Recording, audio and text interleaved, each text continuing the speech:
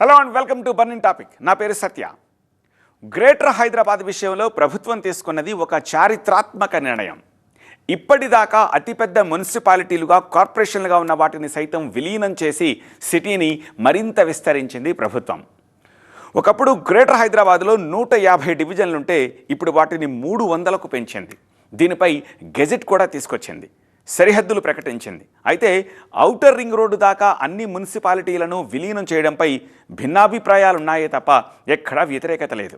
మరి విపక్షాలు అడ్డు చెప్తున్నాయిగా, దాన్నేమంటారు? అవన్నీ అభ్యంతరాలే. హద్దులు మార్చడం, కలపడం, విడదీయడంపైనే అధికార విపక్షాల్లో అభిప్రాయ భేదాలున్నాయి. ఇది కాస్త పొలిటికల్ టర్న్ తీసుకుంది. ఇంతకీ ప్రభుత్వం ప్లాన్ ఏమిటి? ఎందుకని ఔటర్ రింగ్ రోడ్డు దాకా విలీనం చేస్తోంది? ప్రజలకు జరిగే లాభం ఏమిటి? ఒకవేళ నష్టం జరిగితే అది ఎలాంటి నష్టం? ప్రతిపక్షాల అభ్యంతరాలేంటి? వీటన్నిటికీ ప్రభుత్వం ఇస్తున్న సమాధానం ఏమిటి? కంప్లీట్ డీటెయిల్స్ ఇవాల్టి బర్నింగ్ టాపిక్లో.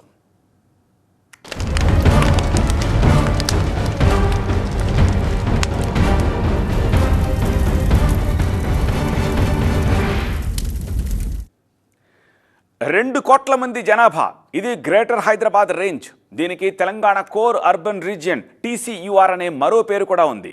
ఇంతకీ ఎందుకని ఇంత బృహత్ నగరాన్ని సృష్టించాలనుకుంటున్నారు? ప్రభుత్వం చెప్తా ఉన్న సమాధానం ఒక్కటే: ఔటర్ రింగ్ రోడ్డు లోపల ఉన్న ప్రతి ప్రాంతాన్ని మిగతా ఏరియాలతో సమానంగా అభివృద్ధి చేయడం, ఇన్ఫ్రాస్ట్రక్చర్ మెరుగుపరచడం, హైదరాబాద్ నగరం మొత్తాన్ని ఒకే తరహాలో డెవలప్ చేయడానికి ORRను ఇక సరిహద్దుగా పెట్టుకున్నామనేది ప్రభుత్వ సమాధానం. ఇంటి పన్ను పెంచుతారు, ఆస్తి పన్ను పెంచుతారు, నీటి పన్ను పెంచుతారు, వృత్తి పన్ను పెంచుతారు, పన్నుల మీద పన్నులు పెంచుకుంటూ పోతారే కానీ ఇదేం రాజరికం కాదు. ఇష్టం ఉన్నట్టు చేసుకోవడానికి చట్టాలు ఉంటాయి, రాజ్యాంగం ఉన్నది, దానికి లోబడే పని చేయాలి. ఇది కేవలము మజ్లీస్ ప్రాబల్యం పెంచడం కోసము, మజ్లీస్కి నెంబర్ ఆఫ్ కార్పొరేటర్స్ని పెంచడం కోసము. అంత రాత్రి కూర్చొని లోపల 4 గోడల మధ్యలో కూర్చొని చేయాల్సిన అవసరం ఏముంది? డిస్కస్ చేయండి. దారుసాలం నుంచి తెచ్చినటువంటి ఆదేశాలను, ప్లానింగ్లు అంతా కూడా మీరు పబ్లిష్ చేస్తే ఈరోజు తెలంగాణ ప్రజలు కానీ హైదరాబాద్ కానీ చూస్తూ కూర్చోరు. ఔటర్ రింగ్ రోడ్ లోపల ఉన్న ప్రాంతాలన్నింటినీ తెలంగాణ కోర్ అర్బన్ రీజియన్ గా చూపుతున్న సర్కార్ అన్ని ప్రాంతాలను ఒకే గొడుగు కిందకు తెచ్చి అభివృద్ధి చేయాలన్నదే ప్రధాన ఆలోచన. ప్రస్తుతం ఈ కోర్ అర్బన్ రీజియన్ లో 4 రకాల పాలన ఉంది. ఈ వ్యత్యాసాలను తొలగించాలంటే విలీనం ఒక్కటే మార్గమని ఈ నిర్ణయం తీసుకుంది ప్రభుత్వం. సమగ్రమైన మాస్టర్ ప్లాన్ రూపొందించాలన్నా, అన్ని ప్రాంతాలకు రవాణా సదుపాయాలు విస్తరించాలన్నా, కాలుష్య నియంత్రణ, పెట్టుబడుల సమన్వయం, ప్రజలకు మెరుగైన సేవలకు విలీనం ఒక్కటే పరిష్కార మార్గంగా చూపిస్తోంది. అంతేకాదు, GHMCలో విలీనంతో లోపాలు తగ్గించుకుని డిజిటల్ గవర్నెన్స్ పెంచడానికి అవకాశం ఏర్పడుతుందని చెబుతోంది ప్రభుత్వం. విలీన నిర్ణయంతో భౌగోళికంగా మార్పులొచ్చాయి. ఇప్పటిదాకా హైదరాబాద్, రంగారెడ్డి, మేడ్చల్, సంగారెడ్డి జిల్లాల పరిధిలో ఉన్న GHMC సర్కార్ నిర్ణయంతో 3 పెరిగింది. 650 కిలోమీటర్ల పరిధిలో ఉన్న గ్రేటర్ హైదరాబాద్ ఇప్పుడు 2060 కిలోమీటర్లకు విస్తరించింది. 2011 జనాభా లెక్కల ప్రకారం GHMC జనాభా 67,31,000. కానీ GHMC అంచనా ప్రకారం ఈ జనాభా 2 పెరిగి 1,40,00,000గా ఉంది. ఇక 20 మున్సిపాలిటీలు, 7 కార్పొరేషన్లను విలీనం చేస్తే 1,70,00,000కు చేరుకుంటుంది. జనగణన చేస్తే ఖచ్చితంగా 2 కోట్ల జనాభాతో దేశంలోని అతి పెద్ద కార్పొరేషన్ గా గ్రేటర్ హైదరాబాద్ ఉంటుందని చెబుతోంది ప్రభుత్వం.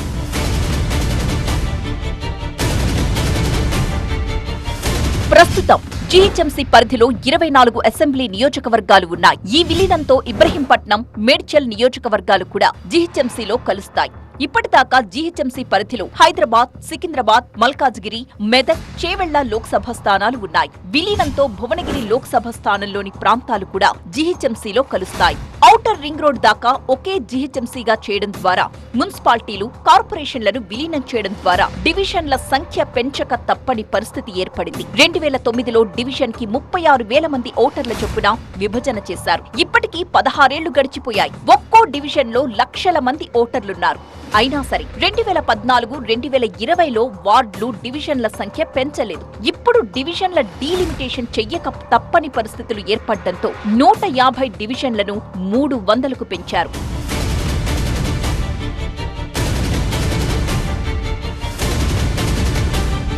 విలీనం చెయ్యడమే ఆలస్యం. అప్పుడే నయా పాలన మొదలైపోయింది.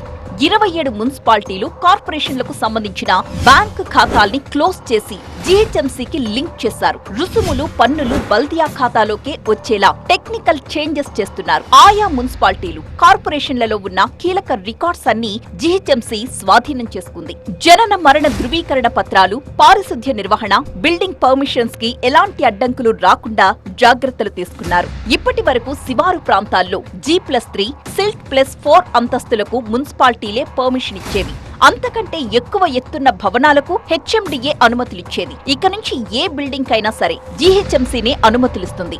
సో ఆల్రెడీ కొత్త పాలన మొదలైపోయింది. కాకపోతే నగరం విస్తరణపై రాజకీయ రచ్చ కూడా మొదలైంది. విలీనంతో ప్రజలపై పన్నుల భారం పెరుగుతుందన్నది నిజమే, కానీ అల్టిమేట్గా లాభం ఎక్కువ అనే వాదన కూడా ఉంది. మరెందుకని విలీనంపై రాజకీయ రగడ జరుగుతోంది? కారణం రాజకీయ పదవుల సంఖ్య తగ్గిపోవడమే. అందుకే జీహెచ్ఎంసీకి వచ్చిన అభ్యంతరాల్లో అన్ని పార్టీల నేతల ఆవేదన ఇదే అని కనిపించింది. విలీనంతో తమ రాజకీయ మనుగడే ఉండదని చెప్పిన వాళ్ళు ఉన్నారు. కార్పొరేషన్ గానో మున్సిపాలిటీలు గానో ఉంటే తమకు కౌన్సిలర్ లేదా కార్పొరేటర్గా పోటీ చేసే ఛాన్స్ ఉండేదని, ఈ విలీనంతో ఆ పరిస్థితి లేకుండా పోయిందని అంటున్నారు. ఇంతకీ రాజకీయ పదవులు పోతాయనేనా ఈ అభ్యంతరాలు? మరేమీ లేవా? జీహెచ్ఎంసీ విలీనంతో లోకల్ లీడర్లకు పెద్ద దెబ్బ పడ్డం ఖాయం అనే చర్చ జరుగుతోంది. ఇది ఏ ఒక్క పార్టీకో పరిమితం కాదు, అన్ని పార్టీలది ఇదే పరిస్థితి. ఫర్ ఎగ్జాంపుల్, 7 కార్పొరేషన్స్ లో 7 మేయర్లు, 7 డిప్యూటీ మేయర్లు ఉండేవాళ్లు. వీళ్లతో పాటు 200 మంది వరకు మున్సిపల్ కౌన్సిలర్లు, కార్పొరేషన్లలో అయితే 140 మంది వరకు కార్పొరేటర్లు ఉండేవారు. ఇప్పుడు వీటి సంఖ్య తగ్గింది. గతంలో నిజాంపేట్ కార్పొరేషన్లో 33 వార్డులకు గాను 33 మంది కార్పొరేటర్లు ఉండేవాళ్లు. విలీనం తరువాత 4 వార్డులకు పరిమితం చేశారు. అంటే మిగతా 29 మందికి అవకాశాలు పోయినట్టే కదా. గతంలో ఒక్కో మున్సిపాలిటీకి 10 నుంచి 20 మందికి అవకాశం దక్కేది. విలీనం తరువాత ఆ మొత్తం ప్రాంతానికి కలిసి కేవలం 2 మాత్రమే అవకాశం కలుగుతుంది. ఉన్న లీడర్లు, ఆశావహులు పదుల సంఖ్యలో ఉంటే అక్కడుండే స్థానాలు మాత్రం 2. గతంలో మేడ్చల్లో 400 మంది కౌన్సిలర్లతో పాలన సాగేది. ఇప్పుడు 16 మంది కార్పొరేటర్లకు కుదించేశారు. దీంతో రాజకీయ నిరుద్యోగం భారీగా పెరిగిపోతోంది. వార్డుల సంఖ్య తగ్గడంపై నేతలు బాధపడుతుంటే వార్డుల సంఖ్య పెరిగిన దగ్గర కూడా ఇదే రకమైన అసంతృప్తి నెలకొంది. దీనికి కారణం సరిహద్దుల మార్పులు. రోడ్లు, నాలాలు, రైల్వే లైన్లు వంటి సరిహద్దుల్ని తీసుకుని వార్డులను విభజించారు. దీనివల్ల 2 అసెంబ్లీ నియోజకవర్గాల పరిధిలో ఉండే వార్డ్ ఇప్పుడు ఒకే వార్డుగా మారింది. మరోవైపు జనాభా విషయంలో కూడా చాలా హెచ్చుతగ్గులున్నాయి. ఎమ్మెల్యే తలసాని శ్రీనివాస్ యాదవ్ ఇదే మ్యాటర్ చెబుతున్నారు. వార్డుల విభజనలో జనాభా తేడా 5% కంటే ఎక్కువ ఉండకూడదని, కానీ చాలా చోట్ల జనాభా తేడా 30,000 నుంచి 40,000 వరకు ఉందని అంటున్నారు. ఒక దగ్గర 18,000 ఉంటే రెండో దగ్గర 57,000 ఉన్నాయి, 70,000 ఉన్నాయి. ప్రపోర్షనేట్ గా వేరియేషన్ ఎంత ఉండాలి? 5% వేరియేషన్ ఉండాలి. మీరు కావాలంటే ఒక నెల టైం ఇవ్వండి. నెల టైం ఇచ్చి అధికారులను కూడా ప్రజాప్రతినిధులతో పాటు అక్కడ ఉన్న బస్తీ సంఘాలు, గేటెడ్ కమ్యూనిటీ కాలనీస్ తోని ఫిజికల్ గా వాళ్ళు సర్వే చేయమని చెప్పండి. నైట్లో రికార్డ్ ల్యాండ్ ఓవర్ చేసుకొని ఒక నైట్లో జీవో ఇష్యూ చేసి ఇమీడియట్గా కలపాల్సిన అవసరం ఏమొచ్చిందో తెలియదు. కనీసము డివిజన్స్ చేస్తున్నప్పుడైనా కనీసం అక్కడ ఉన్న కమిషనర్స్ కూడా ఇన్ఫర్మేషన్ లేకుండా టౌన్ ప్లానింగ్ ఆఫీసర్లను పెట్టుకొని డివిజన్స్ చేస్తున్నారు. ఒక డివిజన్లోనేమో 65,000 ఓట్లు ఉంటే ఒక డివిజన్లో 20,000 ఓట్లు, 18,000 ఓట్లు. ఎగ్జాంపుల్ మా బడంపేట తీసుకుంటాను. ఒక డివిజన్ 65,000 ఓట్లు అయితే ఒక డివిజన్ 22,000, ఒక డివిజన్ 18,000. ఏ ప్రాతిపదికన తీసుకున్నారు? విస్తీర్ణం తీసుకున్నారా, లేకపోతే జనాభా తీసుకున్నారా? ఏదీ లేదు. ఇక్కడనేమో 177 కోట్లు పోతుంది. ఆడ ₹1 కూడా పోతలేదు. ఇక్కడ ఫైనాన్షియల్ సిటీలు ఉన్నాయి, 5 స్టార్ హోటల్ ఉన్నాయి, అది అంతా జిహెచ్ఎంసీలో కలిసింది. మాదేమని గ్రామాలు ఉన్నాయి, బాత్రూమ్లు లేవు, మోరీలు లేవు. ఆ జిహెచ్ఎంసీలో చెత్త చూస్తే మీరు పరిశాన్ అవుతారు. అటు ఎమ్మెల్యే అరికపూడి గాంధీ కూడా హద్దులు తెలియకుండా అధికారులు వార్డులను ఫిక్స్ చేశారని అన్నారు. కొన్ని డివిజన్స్ లో అయితే ఎక్కువ ఓట్లు, మరికొన్ని డివిజన్స్ లో తక్కువ ఓట్లు ఉండడం మీద అభ్యంతరం తెలిపారు. ఒక కాన్స్టిట్యున్సీ ఓట్లు ఒక కాన్స్టిట్యున్సీలో పట్టాం, డిఫరెన్సెస్ అన్నీ ఉంటాం. కొన్ని డివిజన్లో ఎక్కువ ఓట్లు, కొన్ని డివిజన్లో తక్కువ ఓట్లు పట్టాం. అన్ఈవెన్ షేపుల్లో కొన్ని డివిజన్లు జరిగినాయి అనే ఆవేదన చాలామంది కార్పొరేటర్స్లో ఉంటాం. వీటన్నిటినీ సరిచేయాలి. జీహెచ్ఎంసీ వార్డుల విభజన గందరగోళంగా ఉందనే అభిప్రాయం కాంగ్రెస్ తో సహా అన్ని పార్టీల్లోనూ ఉంది అన్నది మాత్రం నిజం. వార్డుల విభజనపై చాలా కన్ఫ్యూజన్ ఉందన్నారు ఖైరతాబాద్ ఎమ్మెల్యే దానం నాగేందర్. కార్పొరేటర్లు ఎమ్మెల్యేలకు కనీసం సమాచారం ఇవ్వకుండానే విభజన చేయడం ఏమిటి అన్నది దానం నాగేందర్ సూటి ప్రశ్న. సైంటిఫికల్ గా చేశారు, అలా చేస్తే మమ్మల్ని ఎందుకు పరిగణలోకి తీసుకోలేదు, మమ్మల్ని ఎందుకు కాన్ఫిడెన్స్ తీసుకోలే ఆవేదన ఇప్పుడు శ్రీనివాస్ యాదవ్ గారు కూడా చెప్పారు. అందరినీ కాన్ఫిడెన్స్ తీసుకొని చేసి ఉంటే అట్లీస్ట్ బిఫోర్ మీరు చేసే ముందు హెచ్ఆర్డీలో 15 రోజులు మీరు దీంట్లో అధ్యయనం చేసింది చాలా సంతోషమే, అది వెల్కమ్ చేస్తాను. బట్ బిఫోర్ మీరు ప్రిపేర్ చేసే ముందు ఒక్క మీటింగ్ మీరు పెట్టి ఉంటే just we are going to take up this issue అని చెప్పి ఒక మాట చెప్పి ఉంటే and before that only we would have given our suggestions. Congress MLC Balmuri Venkat కూడా అసంతృప్తి వ్యక్తం చేశారు. అసలు ఏ పారామీటర్ ప్రకారం ఈ వార్డుల విభజన చేశారో అర్థం కావట్లేదన్నారు. ఈ విషయాన్ని సీఎం దృష్టికి కూడా తీసుకువెళతామన్నారు. బీఆర్ఎస్ ని దెబ్బ కొట్టాలని ఈ ప్లాన్ చేశారని ఆరోపించారు ఎమ్మెల్సీ దాసోజు శ్రవణ్. కాంగ్రెస్ కి జీహెచ్ఎంసీలో పట్టు లేనందుకే ఇలా విలీనం చేసి ఇష్టారీతన వార్డులను విభజించేశారని అన్నారు. ఎవరైనా అధికార వికేంద్రీకరణకు ప్రయత్నిస్తారు కానీ ఇలా అధికారాన్ని కేంద్రీకరించడమేంటి అంటూ ప్రశ్నించారు ఎమ్మెల్యే వివేకానంద. గుడ్ గవర్నెన్స్ లో కూర్చొని వాళ్ళ కాళ్ళు గూగుల్ మ్యాప్లు పెట్టుకొని ఇష్టం వచ్చినట్టుగా ఇక్కడ వీడు ఉంటే వీడు ఓటు మనే కావు, ఈ ఓటు అది కాదని చెప్పని ఇష్టం వచ్చినట్టుగా డిసైడ్ చేసుకొని ఇక్కడ వాళ్ళని అక్కడ వాళ్ళని ఇక్కడ చేసి వాటిని డిసైడ్ చేస్తే ఎట్లయితుంది? How is this called as democracy? ఇది స్థానిక సంస్థల స్ఫూర్తికి 73-74 కాన్స్టిట్యూషన్ అమెండ్మెంట్ వ్యతిరేకం. ఇది పూర్తిగా అశాస్త్రీయ పద్ధతిలో జరిగింది. ఇది ప్రాక్టికల్గా పాసిబుల్ అయ్యేటువంటి పరిస్థితి కాదు.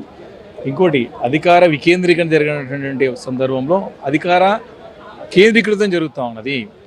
ఇది రాజ్యాంగ స్ఫూర్తికి విరుద్ధం, ప్రజాస్వామ్య స్ఫూర్తికి విరుద్ధంగా జరుగుతోంది. విలీనం, వార్డు విభజన మొత్తం ఎంఐఎం పార్టీకి అనుకూలంగా జరిగిందంటూ విమర్శించింది బీజేపీ. ఓల్డ్ సిటీలో తక్కువ జనాభాకు ఎక్కువ డివిజన్లు చేశారని, నగర శివార్లలో ఎక్కువ జనాభా ఉంటే తక్కువ డివిజన్లు చేశారని ఆరోపించింది బీజేపీ. 100 సీట్లను 300 సీట్లు ఏదైతే వారసుగా విభజించిందో అది కూడా పూర్తిగా అశాస్త్రీయంగా ఉంది. మజ్లిస్ పార్టీ మెప్పు కోసం, మజ్లిస్ పార్టీ కనుసైగల్లో ఈ యొక్క జిహెచ్ఎంసీకి సంబంధించినటువంటి ఓటర్ల దృష్టిలో పెట్టుకొని ఈ వార్డ్స్ విభజన చేయడం జరిగింది. ఎక్కువ సీట్లలో మజ్లిస్ పార్టీ లబ్ధి పొందాలి. అసలు వార్డుల విభజనను గూగుల్ మ్యాప్స్ ఆధారంగానే చేశారా అనే కమెంట్స్ కూడా వినిపించాయి. అధికారులు క్షేత్రస్థాయిలో పర్యటించి వార్డుల విభజన చేయాలన్నారు బీజేపీ ఎమ్మెల్సీ అంజిరెడ్డి. ఇది ఎందుకంటే ఇది ఒక్కసారి డివిజన్ అయిన తర్వాత డిడెంట్ చేంజ్ కాకుంటుంటది. ఈ చేంజ్ కాకున్నప్పుడు, డివిజన్ కాకున్నప్పుడు ఒక ప్రపోజనల్ గా సైంటిఫిక్ గా తీసుకోండి. సైంటిఫిక్ గా తీసుకున్నప్పుడు ఏంటంటే కొంత గూగుల్ మ్యాప్ తోని ఏదైతే తీసుకుర్రో అది కాకుండా ఎక్కడైతే ప్రాక్టికల్ గా తీసుకుంటే వాళ్ళందరూ వచ్చేసి దాని ప్రపోజల్ చేస్తే అది బాగుంటుంది. తుర్కియాంజల్ బడంగ్పేట్ ను చార్మినార్ జోన్ లో కలపడాన్ని బీజేపీ వ్యతిరేకించింది. బడంగ్పేట్, తుర్కియాంజల్ ని ఎల్బీ నగర్ జోన్ లో కలపాలని బీజేపీ డిమాండ్ చేస్తోంది. కొన్ని వేల అభ్యంతరాలు ఇప్పటికే జిహెచ్ఎంసీకి సంబంధించినటువంటి అధికారులకి 5 రోజులుగా ఇస్తూ వస్తున్నారు. ఇవి ఏ రకంగా పరిశీలిస్తారు, ఏ రకంగా సమాధానం చెప్తారు, ఏ రకంగా దీన్ని అంటే క్లోజ్ చేస్తారన్నటువంటి విషయం తెలియాలి. First point.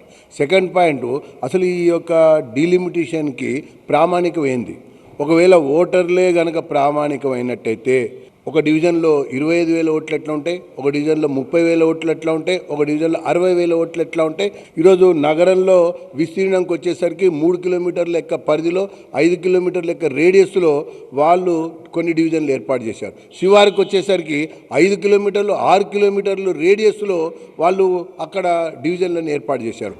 మొత్తానికి డీలిమిటేషన్ పై 2,000కు పైగా అభ్యంతరాలొచ్చాయంటేనే అధికారులు ఎలా విభజించారో అర్థమవుతోందన్న అభిప్రాయాలు సర్వత్రా వినిపిస్తున్నాయి. ఇంత అత్యవసరంగా విలీనం ఎందుకు చేసినట్టు? ఇంత స్పీడ్గా వార్డుల విభజన ఎందుకు చేస్తున్నట్టు?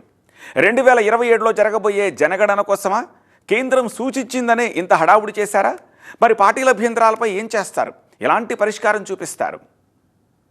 ఎవరిన్ని అభ్యంతరాలు చెబుతున్నా విలీనంతో జీహెచ్ఎంసీకి ఆదాయం పెరగడం మాత్రం ఖాయం. గతేడాది జీహెచ్ఎంసీకి 3,321 కోట్ల ఆదాయం వస్తే ఇకపై అది 6,000 కోట్లు దాటబోతోంది. ఒక్క టౌన్ ప్లానింగ్ విభాగం నుంచే ఏడాదికి 1,000 కోట్ల ఆదాయం వచ్చేది. విలీనంతో రెండింతల ఆదాయం రాబోతోంది. ప్రాపర్టీ ట్యాక్స్ ఆదాయం 2,000 కోట్ల నుంచి 3,500 కోట్లకు పెరగనుంది. ప్రస్తుతం విలీనమవుతున్న ప్రాంతాల్లో హైరైజ్ బిల్డింగ్ నిర్మాణాలు భారీగా జరుగుతున్నాయి. దీంతో జీహెచ్ఎంసీకి ఆదాయం గట్టిగా వచ్చి ఉన్న అప్పులన్నీ తీరబోతున్నాయి. ప్రస్తుతం 5,500 కోట్ల అప్పులున్నాయి. ఆదాయం పెరిగితే అప్పులు చెల్లించడంతో పాటు అభివృద్ధి పనుల కోసం మళ్లీ అప్పులు పుట్టే అవకాశం కూడా ఉంటుంది. ఒక విధంగా విలీనం మంచిదే అని మెజార్టీ ప్రజల నుంచి వస్తున్న సమాధానం. ఎటొచ్చి రాజకీయ నేతల నుంచే కొన్ని అభ్యంతరాలు వ్యక్తమవుతున్నాయి. మరీ ముఖ్యంగా వార్డుల విభజనపై ఏమంత సంతృప్తితో లేరు. అయితే దీనికో సమాధానం చెబుతున్నారు జీహెచ్ఎంసీ కమిషనర్ ఆర్వి కర్ణన్. వార్డులను అలా ఎందుకు విభజించాల్సి వచ్చిందో కొన్ని ఉదాహరణలు చెబుతున్నారు. ఫర్ ఎగ్జాంపుల్, తెల్లాపూర్ ప్రాంతంలో ప్రస్తుతం 23,000 మంది మాత్రమే ఉన్నా వచ్చే 5 ఏళ్లలో జనాభా 4 లక్షలకు పైగా పెరుగుతుందనే అంచనాలు ఉన్నాయి. భవిష్యత్ అవసరాల్ని దృష్టిలో పెట్టుకుని అక్కడ వార్డుల సంఖ్య పెంచామని చెప్పారు. What major criteria we put? Maximum as far as possible. We didn't shift any ward outside the existing assembly constituency, except some exceptional cases because of contiguity. Otherwise, we generally not disturb the boundaries within the assembly constituency. అయినా సరే వచ్చే ప్రతి అభ్యంతరాన్ని స్వీకరిస్తామని చెప్పుకొచ్చారు commissioner. అది సరిహద్దుల మార్పులైనా, వార్డుల విభజనైనా, వార్డుల పేరు మార్పుపై అయినా లిఖితపూర్వకంగా ఇచ్చే అన్ని అభ్యంతరాలను స్వీకరించి ఫైనల్ డ్రాఫ్ట్ తయారు చేస్తామన్నారు. ఇక ఇంత అత్యవసరంగా డీలిమిటేషన్ ప్రక్రియని పూర్తి చేయడానికి కారణం కేంద్రమిచ్చిన సూచనలే అని చెప్పుకొచ్చారు. డిసెంబర్ చివరి నాటికి ఈ ప్రక్రియ పూర్తి చేస్తే రాబోయే జనగణన ఉపయోగపడుతుందని కేంద్రమే సూచించిందన్నారు కమిషనర్ కర్ణన్. అందుకే centre for good governance, GHMC officials కలిసి సైంటిఫిక్ పద్ధతిలోనే వార్డులను విభజించామని చెప్పారు. ప్రభుత్వం ఆలోచన విధానం బాగున్నప్పటికీ ఒక స్పష్టమైన విధానం లేకుండా డీలిమిటేషన్ జరిగిందన్న రాజకీయ అభిప్రాయమే గట్టిగా వినిపిస్తోంది. మున్సిపాలిటీలు, కార్పొరేషన్లను విలీనం చేసి డివిజన్లను 300కు పెంచాల్సిన అవసరం ఏమొచ్చిందనేది కూడా అందరూ అడుగుతున్న ప్రశ్న. సరే, విలీనం చేశారు, కనీసం ప్రజాభిప్రాయం ఎందుకు తీసుకోలేదని నిలదీస్తున్నారు. డీలిమిటేషన్ చేయడానికి ఒక పద్ధతి ఉంటుంది, కానీ ఎలా పడితే అలా చేస్తూ ఉంటే మాత్రం కోర్టులో నిలబడదని గుర్తు చేస్తున్నారు. ఆల్రెడీ హైకోర్టులో వరుస పిటిషన్లు పడుతున్నాయి కూడా. మరి ప్రభుత్వం దీన్ని ఎలా పరిష్కరిస్తుంది? అదే చూడాలి. ఇది వాటి బర్నింగ్ టాపిక్. చూస్తూనే ఉండండి TV9.